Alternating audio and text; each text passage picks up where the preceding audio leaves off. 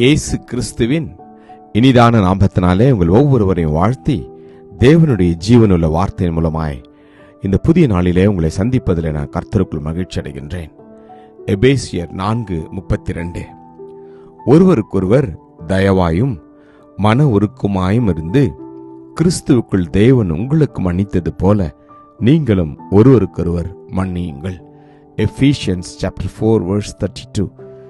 Be kind and compassionate to one another, forgiving each other just as in Christ God forgave you. ஆமென். கர்த்தருடைய நாமம் மகிமைப்படுவதாக.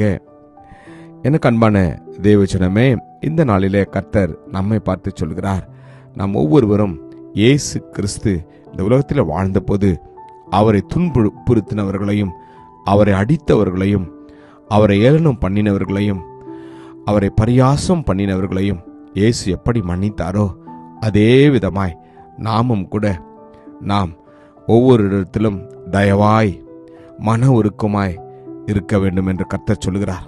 அது மாத்திரமல்ல, எல்லாவற்றுக்கும் மேலாய் நமக்கு எதிராக எந்த காரியத்தை செய்திருந்தாலும் அவர்களை நாம் மனப்பூர்வமாய் மன்னிக்க வேண்டுமா? மன்னிப்பது மாத்திரமல்ல, அதை மறந்துவிட வேண்டும் என்று கர்த்தர் சொல்லுகிறார். நம்முடைய சரீரத்தில் நீங்களும் நானும் அநேக நேரங்களில் ஆவிக்கும் சரீரத்திற்கும் மாம்சத்திற்கும் போராட்டம் இருக்கின்றது. எனவேதான் ஆவிக்குரியவர் நம்முடைய சரீரத்தில் இருந்தும் கூட நாம் ஆவிக்குரிய காரியங்களை அவர் விரும்புகிற பிரகாரம் செய்யாதபடி மாம்சம் எதை சொல்கிறதோ அதைத்தான் அதே அநேக நேரங்களில் நாம் செய்து வருகிறோம். எனவேதான் இந்த நாளிலே நாம் நம்முடைய இருதயத்தையும் நம்முடைய சிந்தையையும் நாம் தேவனுக்கு ஒப்பு கொடுப்போம். நாம் நினைக்கிற பிரகாரமாய் இனி நாம் நினையாதபடி, நாம் பேசுகிற பிரகாரமாய் இனி நாம் பேசாதபடி, கிறிஸ்து எப்படி எல்லாரையும் மன்னித்தாரோ மரண பரியந்தமும் அவர் மன்னித்தது போல நீங்களும் நானும் அந்த மன்னிப்பின் குணாதிசயத்தை பெற்று மற்றவர்களை நாம் மன்னிக்க கற்றுக்கொள்ள வேண்டும். ஆமென். வேதம் அதைத்தான் நமக்கு சொல்கிறது. எத்தனை முறை நாம் மன்னிக்க வேண்டுமா? இயேசு சொல்கிறார், 7 தரம் மாத்திரமல்ல 70 தரம் மன்னிக்க வேண்டும் என்று உனக்கு சொல்லுகிறேன் என்றார். ஆம், இது மிகவும் கடினமான காரியம்தான்.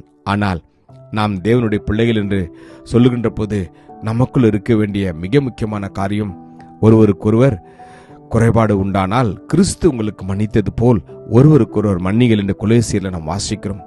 எனக்கு பிரியமான தேவஜனமே, இந்த நாளிலே நம்முடைய இருதயத்தை நாம் ஒப்பு கொடுப்போமா? சிலுவையில் இயேசுவை அறைந்த போது அவர் சொன்னார், பிதாவே இவர்களுக்கு மன்னியும் என்று சொன்னார். ஆமென். ஸ்தேவான் கல்லெறிந்து கொன்றவர்களை பார்த்து அவர் முழங்கால் படியிட்டு, ஆண்டவரே இவர்களுக்கு மன்னியும் என்று, இந்த இரத்த பழி இவர்கள் மேல் சுமத்தாதிரும் என்று தேவனிடத்தில் வேண்டிக் கொண்டான்.